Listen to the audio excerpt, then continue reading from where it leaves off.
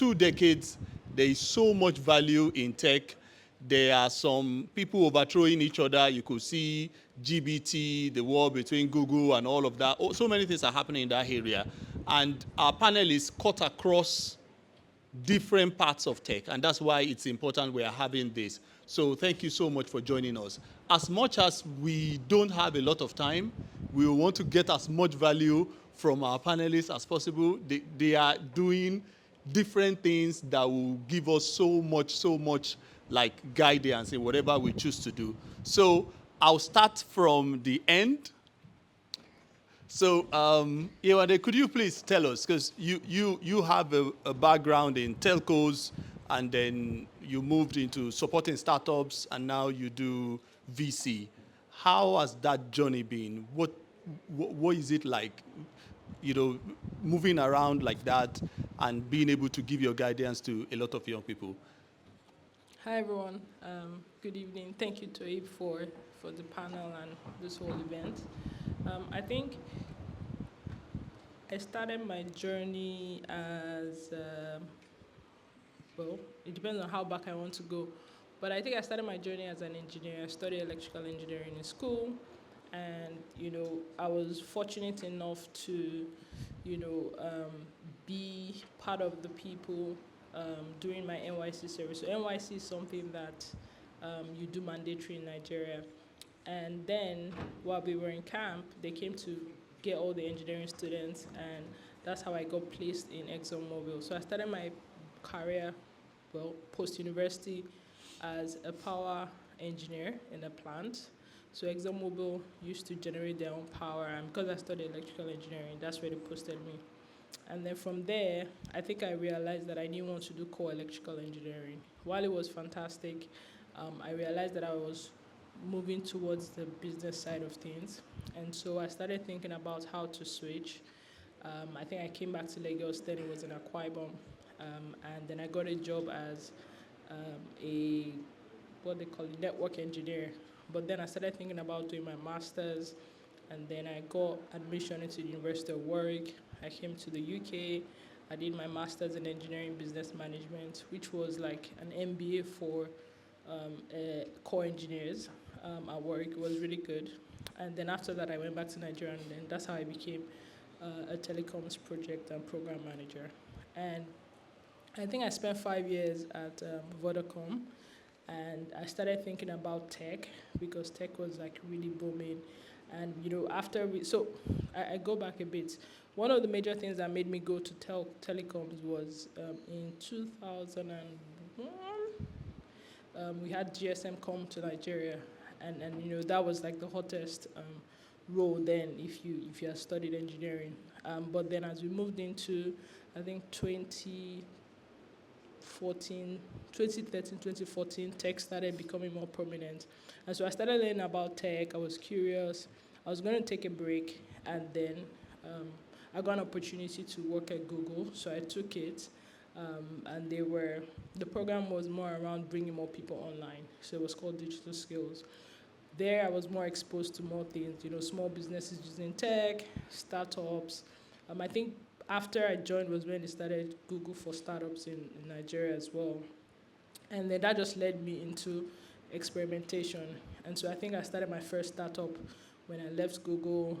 I also started advising startups, and then fast forward into working for a startup, building my own startup, selling my own startup, and then started figuring out how to advise and invest. And so that's how I got into investing. Started angel investing in young people, in young startups. I think I took it much more seriously in 2020 when COVID happened, 2020. And I think between then and now, I think I've done personally about maybe roughly 30 startups personally. And then what that helped me do was, so I was investing directly, investing through funds, investing through syndicates, and then I realized that I really liked it. But then I had a day job that was providing debt to businesses. And I was like, okay, if I'm good at this, why don't I just switch to VC? But it wasn't so straightforward. But everything that I learned from angel investing is what I now used, and everything I learned from building a startup, working for a startup, is now what I now use to now transition into the VC space. I think, yeah, and that's how I got to where I am. Thank you, thank you, thank you so much, thank you so much. And we could see that journey from it takes audacity to want to take things on, and it takes serious that resilience to want to say, I am not settling for this, I want to do something else. And then you are not settling for this, you want to do something else. And then you are not settling for this, you want to do something else. And we've seen it cut across all our panelists that reflect what Victor was saying that time, do not settle. Your reason for settlement might be different. For not settling might be different. It might be that you want something. And I think for a lot of us Africans, there is something that we do not do enough of, which is, I think I mentioned it before, enjoying the life, enjoying the journey. You don't want to be stuck where doing things you don't like, and then you hope you don't get fired. We are not here for a very long time. So I really like that trajectory of, I don't want this, I'll do something else. I don't want this, I'll do something else. Sorry, I know that I may have more time. So I think the one of the things that, and obviously I think I spoke at Oxford and I gave a more extensive, part of my journey. I think one thing is people always feel your career journey should be linear. And I'll touch on that.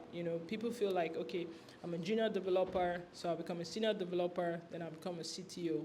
Or I'm in data, and then I keep progressing. Sometimes people have linear paths, and sometimes people have non-linear paths.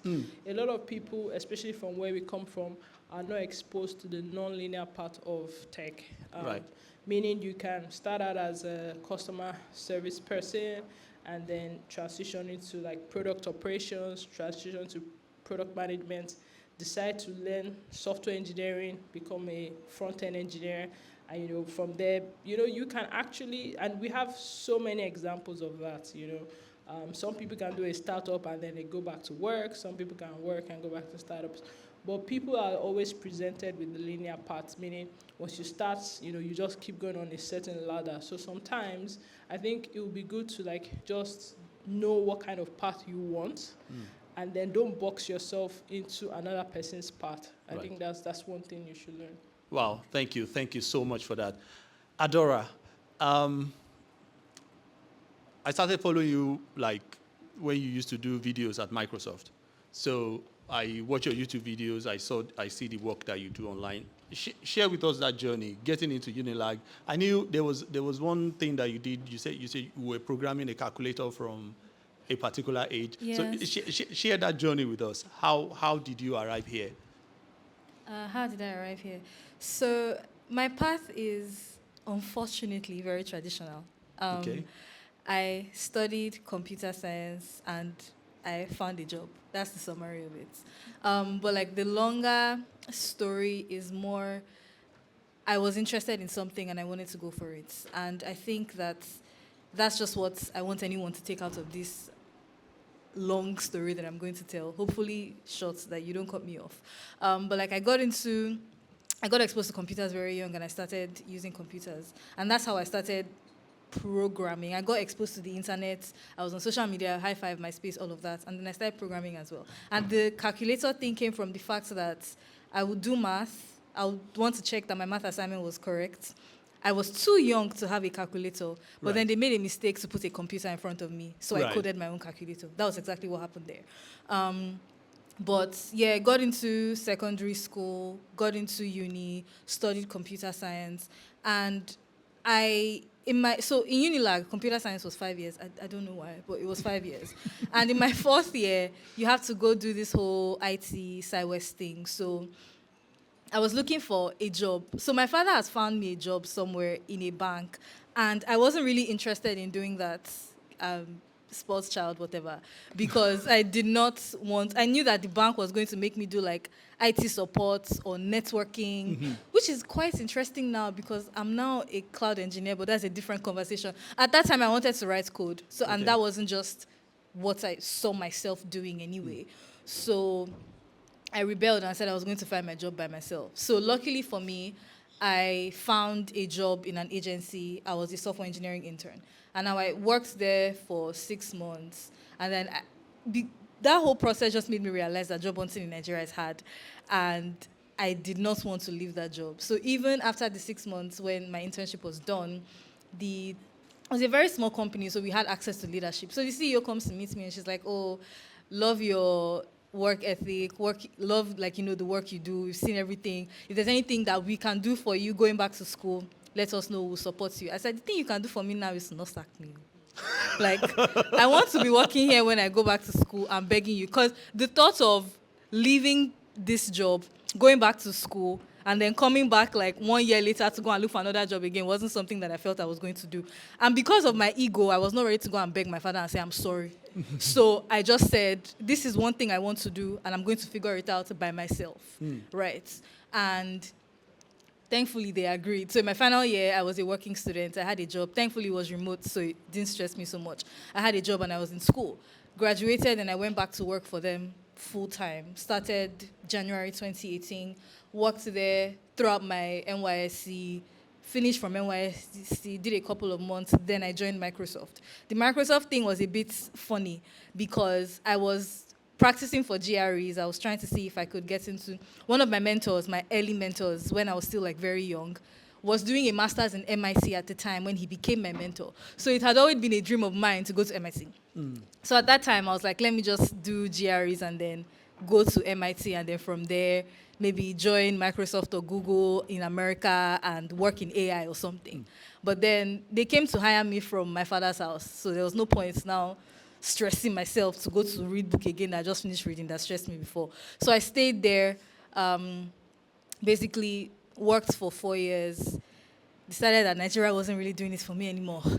Left, started my own nonprofit in the process, got another job as well in the process. I started as a software engineer, like actually writing code. I was doing things with mobile engineering and backend. I remember I used to write articles as far back as like 2017, and if you go to my old articles, I was writing a lot about Android engineering at the time.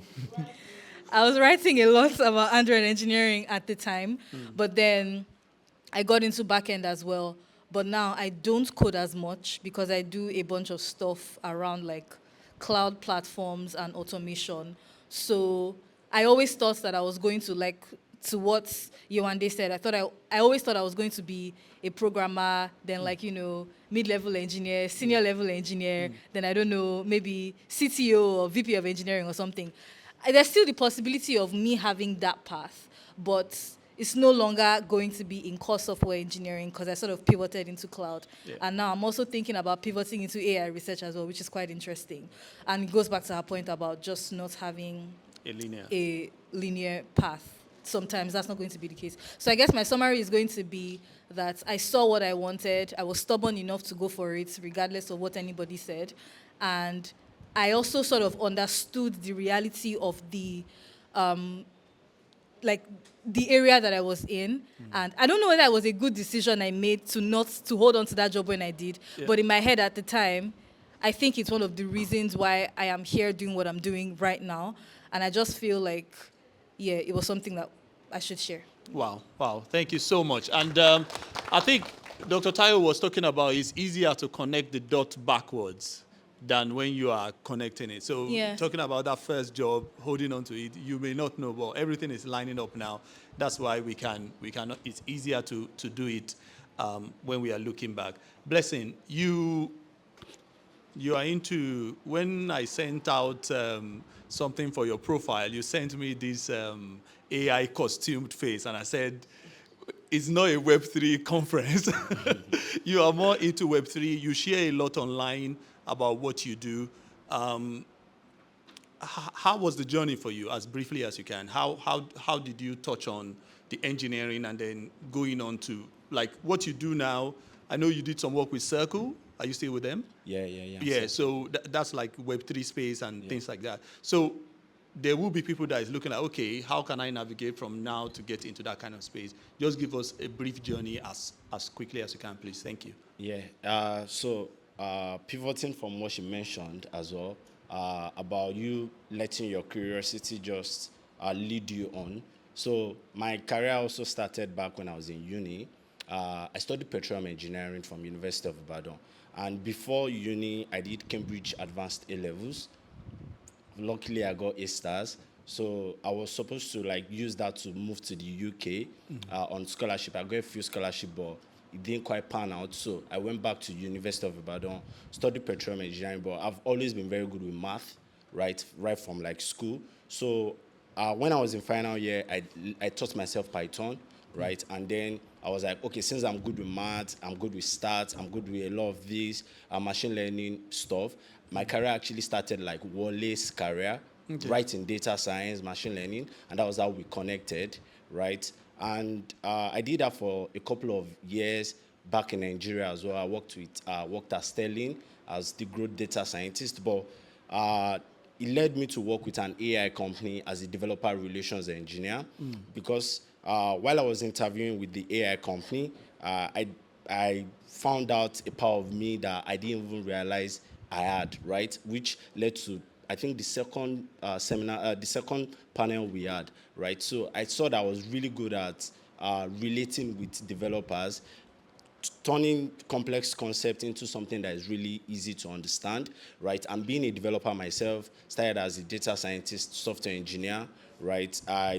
That led me to work with that AI company as a developer relations engineer and an AI engineer as well. I worked there for 2 years. We're working on GPT-3 at the time, which was OpenAI foundational model, and bringing it to a lot of companies, using that to really open up their knowledge base. So after working at that company for 2 years, I joined Seku as a developer relation, a senior role, right? But Seku is more of a financial Web3 company, right, which was something somewhat different from what I was used to. Yes, but going back to what they also mentioned, that your journey doesn't have to be quite linear. You have to like pick everything along the way. So connecting the dots backward, like you said, I think having that curiosity and having that elastic mindset, that is, you are willing to just absorb everything that you are willing to learn, sort of like helped me land that role at Seku doing Web3 and financial stuff.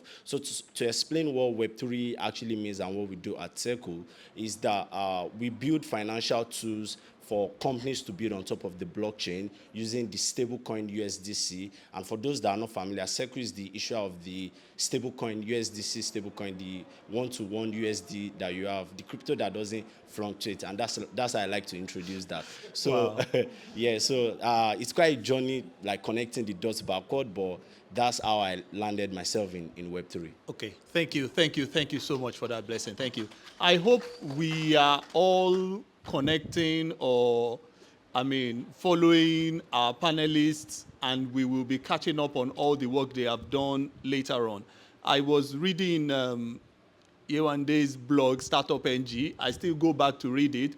She puts a lot of, like, there's a lot of books there. There's a lot of challenges there that they talk about tech, starting up. And I think we will not have enough time to get as much as we want from them, but it is now on us to go back and go and see some of the things that Kadawara has written several years back, if that is the field that you want to be in. It's very, very important. Blessing has an Instagram channel, and every time I see him on the mic explaining one thing or the other, I'm not into tech, but I just try to sit there and understand. So, Jadisola, before you go into product is a kind of place where people from diverse backgrounds come in, and people do not understand what it takes to be a product manager.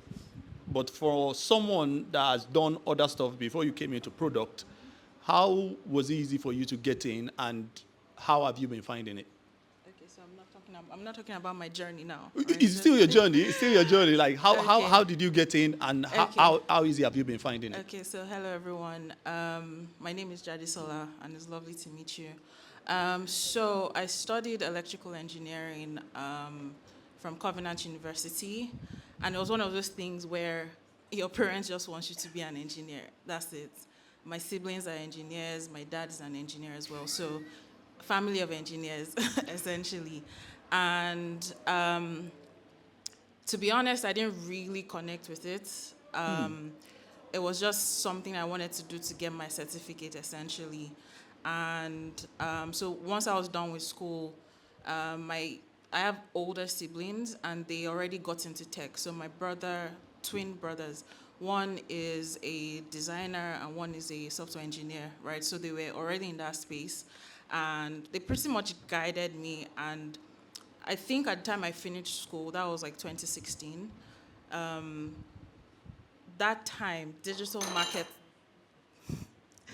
It's fine. Digital marketing was like the thing before tech, right? Okay. That's when like, search, Google, all those things were coming out, right? So my first job out of uni was at an agency. I started at a marketing agency as an account executive, and it was fun, right? But like I was thrown into the deep end. I was managing clients like out of the bat, and I think I was there for about 3 years, 3+ years, going on 4.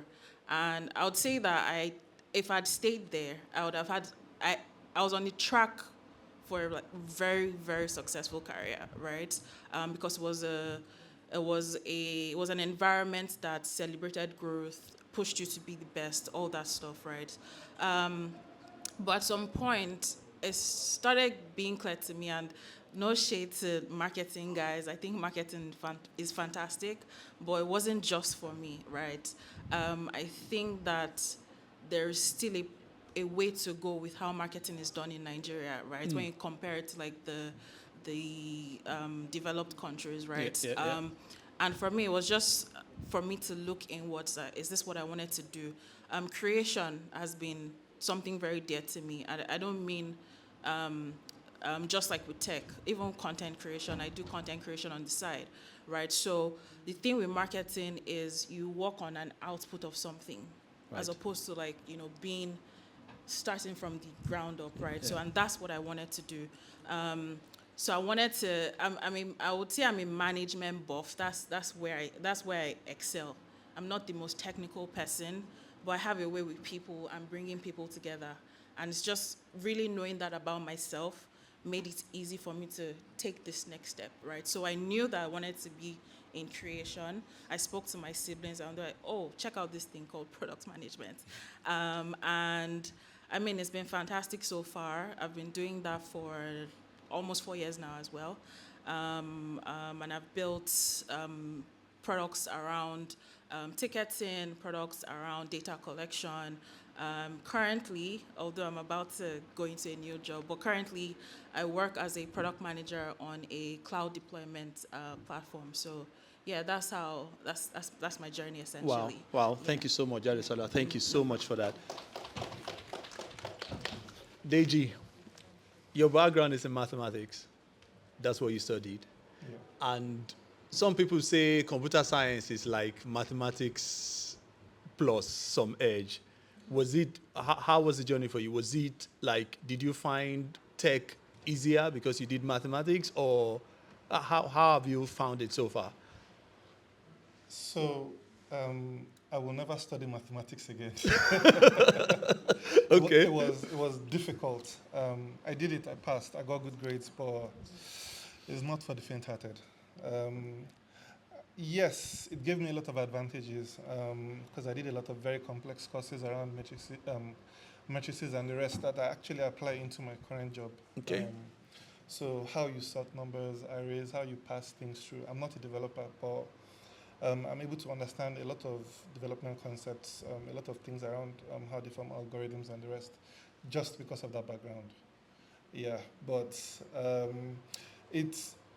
whenever I tell people, oh, I studied mathematics and then I'm moving on to this, it's always the thing of, oh, so why did you study it? What are you going to do with it? I'm like, no, I didn't know what to do. So my mom studied mathematics, my brother did, I have an uncle that did, a number of cousins that did, so it just made sense. Yeah, so it made sense. And after I finished my first degree, my master's was in communication networks and software. Very, very different, but there was a particular course I did there that had to do with advanced signal processing. It was very, very difficult for half the class, but it was easy for me just because of that background. So it's something that I may not apply the concept directly, like what am I using Fourier's analysis for in real life? But there are just some applications of it that, I'm going to use and works for me. So after my master's, I didn't know what I wanted to do also. Um, but I know I enjoyed computing. I loved tech. And I went to AppTech in secondary school. So I had like this very good computing background already. So it still didn't define where I would go because my next proper job, because I quit one because I hated it in like my third month, I was a sysadmin um, with Computer Warehouse Group. So I was in the different telcos going from state to state. Oh, this server is down. We need to do this. Somebody's flying to maybe Asaba or something. We're mostly with MTN then. And after doing that for a while, I was tired of it. Switched to something still as a sysadmin, but with Huawei. It was more of a fixed project, still very challenging. But after a year and some, um, and one very horrific night in a data center, because the whole data center went down and we had to bring everything up. I knew I was done with data center. Yeah, so I spoke to one of my cousins. He was my mentor then. And he was like, oh, have you heard of AWS? It's this really cool thing. Come to my house, we'll talk about it. And I went and he showed me his account.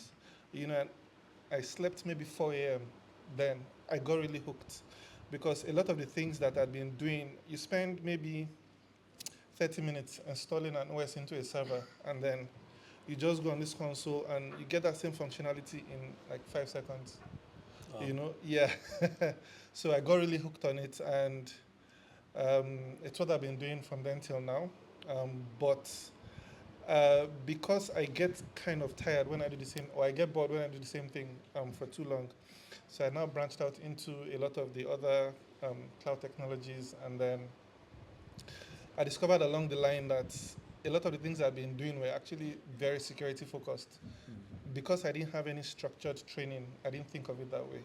So it was just, oh yeah, if you build this up, you need to harden this, you need to look at this configuration this way, you need to know how to set up monitoring such that everything that happens at any point, everybody knows. Anyone that forges anything, you can always catch and all. Until we did an audit, and then we discovered, oh yeah, there is a security guy also.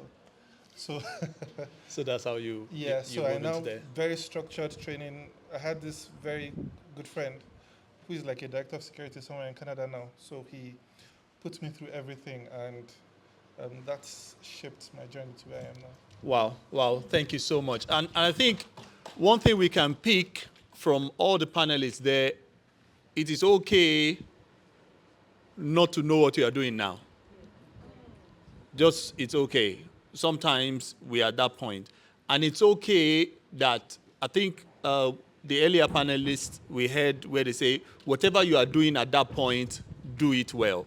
Like he did mathematics and something build onto that. So sometimes you may not know the reason why you are doing what you are doing now, but when you look back later on in future, you say, that experience that I had there actually helped me to get what I want. Okay, I'll start this way now for the second question, and we'll just touch on it as briefly as we can. I'm trying to see what we can do with time. There's someone out there now, looking at all of us here, saying these people are 10 years, 15 years ahead. They've done this many things, and there's this fright of, can I do it? Can I get there? So what are the things that you would say? So with your background, mathematics, engineering, doing security, and all the things that you've done, what would you say that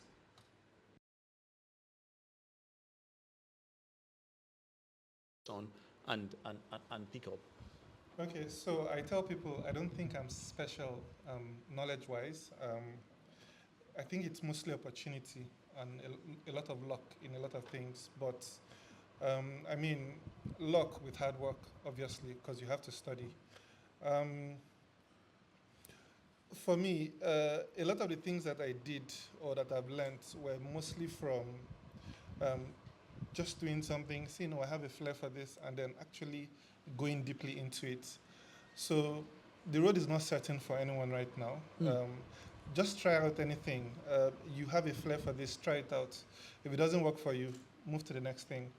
Whenever I talk to people about anything they want to do, like some people have asked me, oh, I want to go into security, what should I do?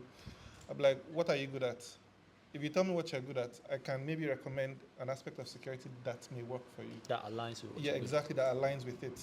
And so one thing I do is maybe I just do a Google search on a summary of all the domains of cybersecurity, read through this. If you see anyone that speaks to you, let's talk about it. You know, if it doesn't work for you, you can go into software engineering. There are so many aspects of tech. But you need to just have, so not an idea, but just at the very least know the definition of what is a software developer? What does a software developer do? Is this something you think you see yourself doing? Is this something that would probably interest you? Once you now find what you really like, now develop yourself. Wow. Yeah. Wow. Thank you so much. So have an understanding on how everything works, find the one that aligns with you, and then double down on it. Yeah. Thank you. Thank you so much. Jarisola, please. So product management, and every other thing around it. There's someone out there now looking at us, some people in the audience. Like, some people are doing so many things. They are doing online courses. They are doing, they are thinking, how do I get in? Like, what are the things that I need to know? What are the, like, from your experience, if you are interviewing someone for the first time, what would you expect them to have touched on before even stepping foot into the door? Okay, so specifically for products, I'll start with this first thing, and I would say, if someone is interviewing for a product role, my question to them is always, what is your favorite product? Sounds cliche, but I've seen people stumble through their answers, and it reveals that maybe this person doesn't actually want to do product, right? So that's the first thing I would say. If it's that you want to do product management, there is always a why. Understand your why. Why do you want to do product management? Once you understand that, it's almost easy to answer any other questions that might come up, right? So for someone that wants to start out, this might be unpopular, but I never tell people to go straight into courses. It's always start with the basics, start with the foundation. Go, like he said, go online, understand the core aspects of a development team. What do they do, right? Before you even jump into a course.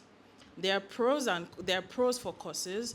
What I like about courses is that it adds structure to your learning, right? But before you go in to invest any amount of money, YouTube is free. There are so many things you can learn from YouTube. What I know about APIs today, I learned from YouTube. Free, is it free? Yes, free code camp.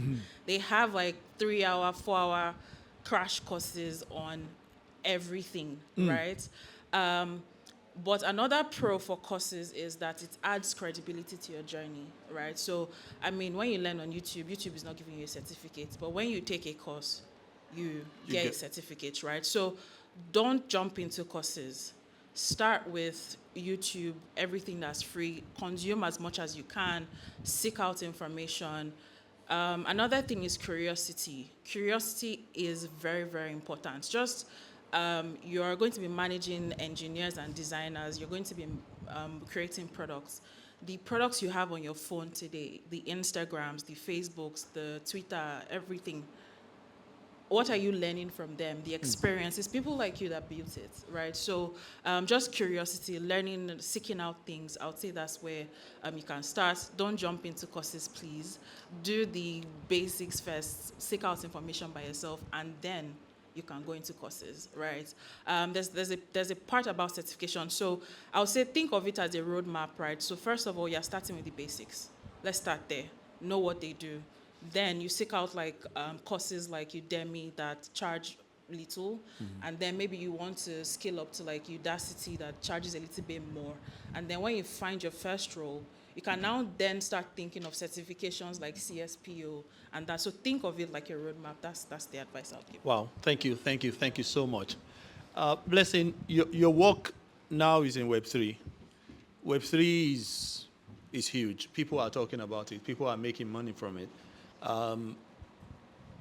How to end up there, like from what you've seen, from the people you are interacting with, people that work in that space, what are the things you recommend for someone that is looking to get into that space right now? Does those experience that you've had, does it count so well, or Yeah. somebody can sidestep or linear or Yeah. you know? So to speak to that real quick, so I'm self-taught. Like I didn't have a background in computer science, but I studied something in engineering. So I somewhat speak the terms when it comes to like understanding technical concept. So Web3 is just another field in technology. There's AI, there's Web3, there's even finance, there's logistics. A lot of all these companies, they use tech as kind of like the intersection of how they operate, right? So to piggyback from what you mentioned, focusing on the fundamentals. So if your goal is to end up in Web3, like in a distant future, I think, and you're starting right now, just focus on the fundamental. Because if you focus on the fundamental, you'd find out that it helps you just understand a lot of all the concepts that they are using in Web3. And I didn't start out in Web3. I started in like data science, and even data science that I was doing was even in energy management. And from there, I went to data science in finance. And from there, I went to AI, actually working with large language models. And that was somewhat different from like data science and finance. And from there, I landed in Web3.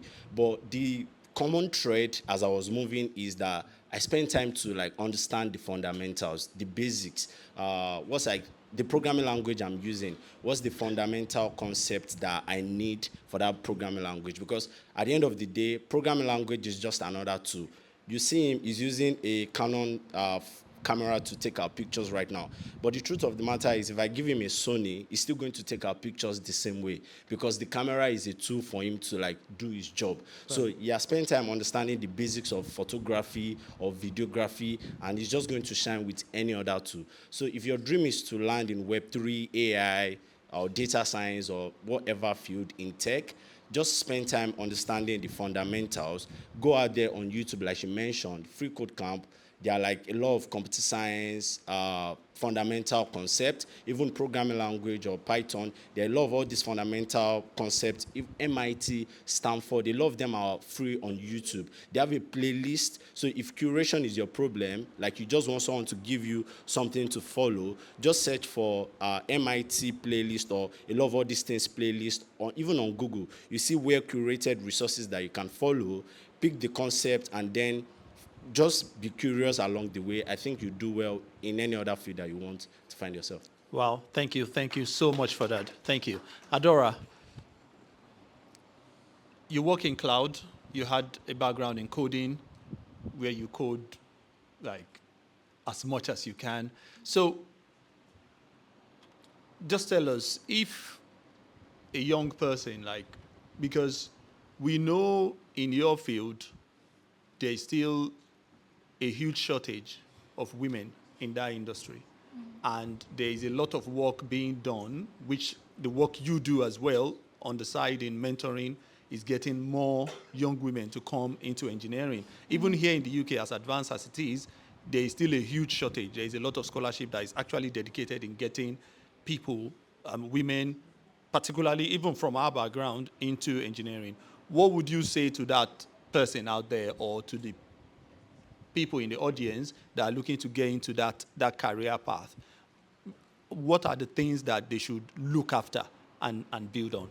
Okay, I'll break it down into two things. The first thing is when you're learning, and then when you're actually looking for a job. When you're learning, I think the most important thing is to start from the fundamentals. I see people like they want to learn programming and then they're jumping into Python or C++ or C# first. I'm sorry you struggle, because when you were even trying to learn any language, I don't think the first thing you learned was trying to construct sentences, right? So you have to go from the very beginning. And programming is so interesting, going back to the camera analogy, where if you understand I write like 8 programming languages. if you understand the basics of programming, the other, like everything else is just syntax. You pick up something, read the documentation, and dive in 2 days later. So I think the first thing is understanding the fundamentals. How, if you're going to be working with computers, you need to understand how computers work. You need to know what operating systems, how they work. You need to understand networking, database internals, data structures and algorithms, those things. And you can get those things from computer science fundamental courses. And I think the 2 courses I would always recommend, there's a Harvard CS50 course and there's an MIT. So this one is not a course, but it's a program. But you can just go there and it's free. You can learn from it. It's called MIT OpenCourseWare. Funny thing, when I was even in Unilag, when I'm done learning from the lecturers, I'll go and learn from MIT OpenCourseWare as well. Yes, I don't know whether that was what made me like finish with the grade I finished with, but I did that a lot. So I'll definitely recommend that people do that as well. Before you get into, oh, I want to study, like I want to learn how to build with Python or TypeScript or Kotlin. Because the truth is, in this industry, it's very, like, your skills for one job might not be the skills you use in another job. And I'm going to use someone I know as an example. Her name is Ibuko. She's in Canada now. She worked at Paystack. She moved to the UK to Wise. She left Wise recently, moved to Canada, and now she's at Lyft. Through her Paystack and Wise journey, both fintechs, she was working in observability. Now she's at Lyft and she's working in data engineering. That switch.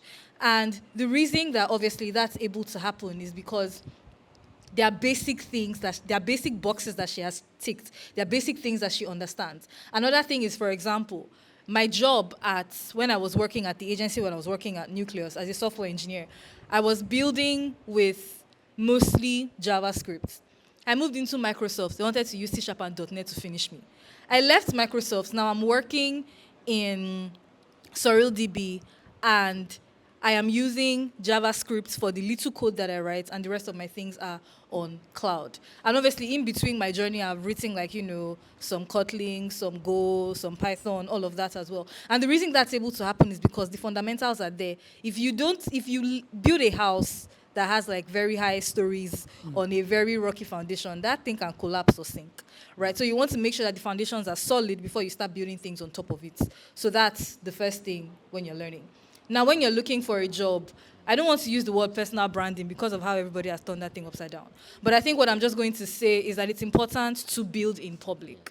When you are learning things, you want to share about what you're learning because there's a possibility that somebody else is going to benefit from that knowledge. And people are also watching you. Sometimes you don't even know. So it's important to build in public, share what you're learning, and also build things, right? You want to have evidence somehow. I don't know who the person was that said, let me not say it but something about showing workings, right? It's important to show that evidence, right? So you want to make sure that you, as an entry-level person, because you don't have access to jobs yet, internships are hard. If you can get internships, that would be great. If you can't, find a couple of your friends, work together, build things, put those things on product hunt, or open source them, put it on GitHub, share that you've built them, and just so that when you now start applying for jobs and people are asking you things that you've built, you have evidence, you have things to say. And when you build things, you also get experience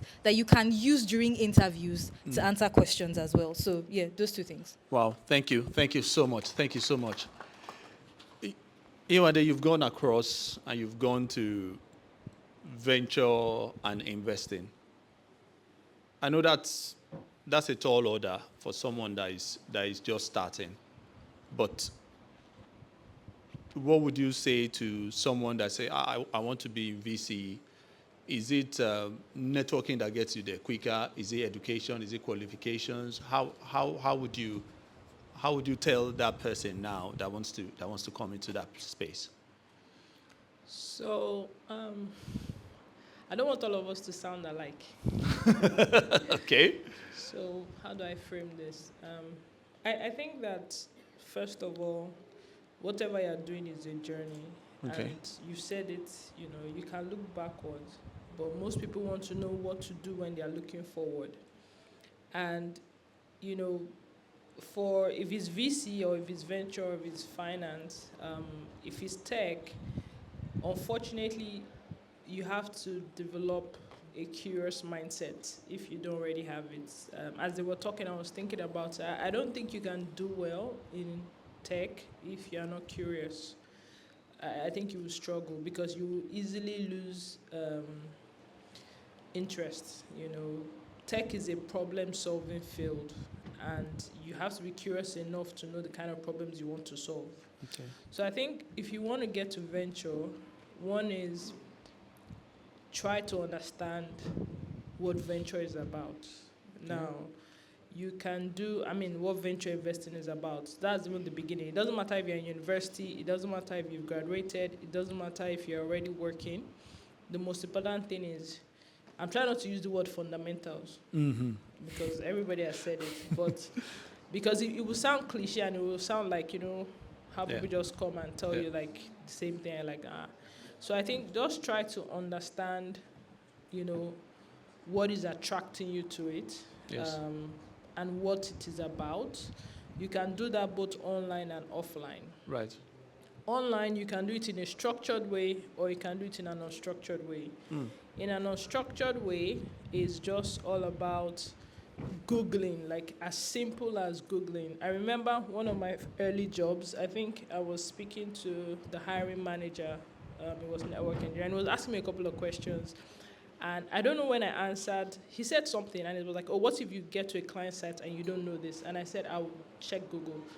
And he was like, what if there's no network? I said, I'll step aside and call my colleague or my manager. And he was like, wow, and that's how I got the job. A lot of people do not want to, start their own journey by themselves. So Right. I think if you're interested in venture investing, first of all, just please Google and just read an article, or watch a YouTube video that they've said. That's online. You can do it in a structured way. You can do a course. You can follow people online on social media, on LinkedIn. Oh, I like this person. Oh, I like Ibuku Awoshika. Oh, I like Tony Elumelu. The way you follow them is the way you follow. Oh, I like Adora. Follow them. Most people that are impactful in their careers share. They share online. They share on LinkedIn. They share on Twitter. They share on Instagram.